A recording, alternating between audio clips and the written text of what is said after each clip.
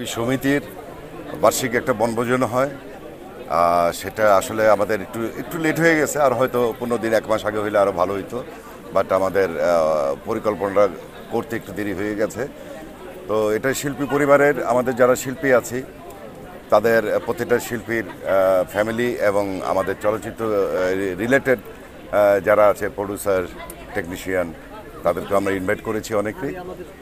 একটা আনন্দ মেলা এবং পরিবার নিয়ে কিছু সময় কাটানো। সামনে শিল্পী সমিতির নির্বাচন নিয়ে আপনার কোনো ভাবনা আছে কিনা?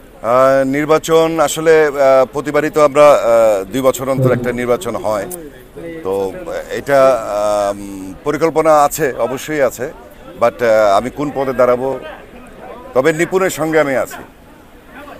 এটা ঠিক যে আমি যদি নির্বাচন করি নিপুণের প্যানেল থেকেই করব। আর আমার বিশ্বাস যে চলচ্চিত্রের মানুষ যারা আমাকে ভালোবাসে, শিল্পীরা যারা ভালোবাসে, তার প্রমাণ একবার তারা আমাকে দিয়েছে।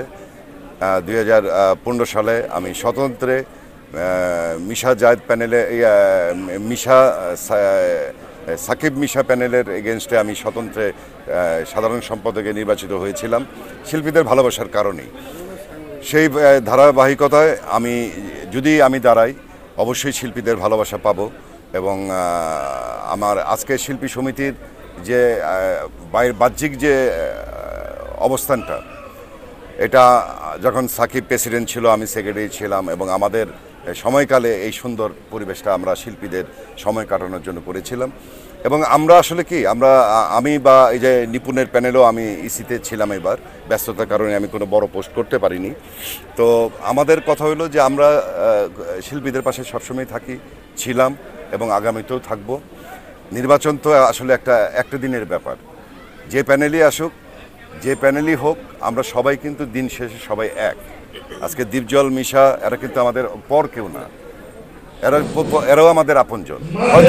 হয়তো সময়ের কারণে তার একটা প্যানেল করবে, আমরা একটা প্যানেল করবো, কিন্তু আমরা দিন শেষে আমরা সবাই এক। যে প্যানেলই আসুক, তারা শিল্পীর জন্য কাজ করলেই আমরা খুশি।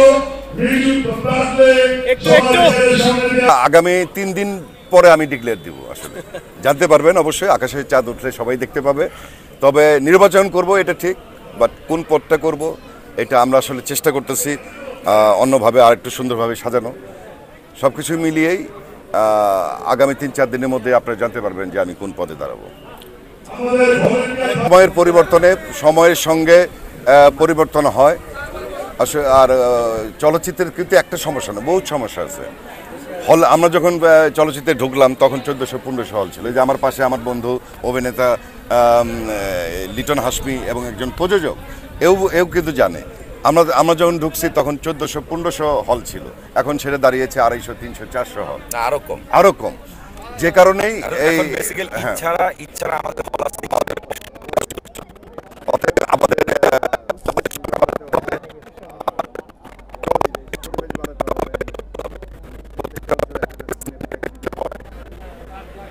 সেটা আরো ভালো হবে। আমার কথা হলো যে এই বাংলাদেশ চলচ্চিত্র বা এফডিসি, এটা আমাদের বঙ্গবন্ধু শেখ মুজিবুর রহমান সাহেবের হাতে গড়া। অতএব আমার বিশ্বাস যে আমাদের প্রধানমন্ত্রী এদিকে সুনজর রাখবে এবং চলচ্চিত্রে আবার সামনে দাঁড়াবে। S karate TV.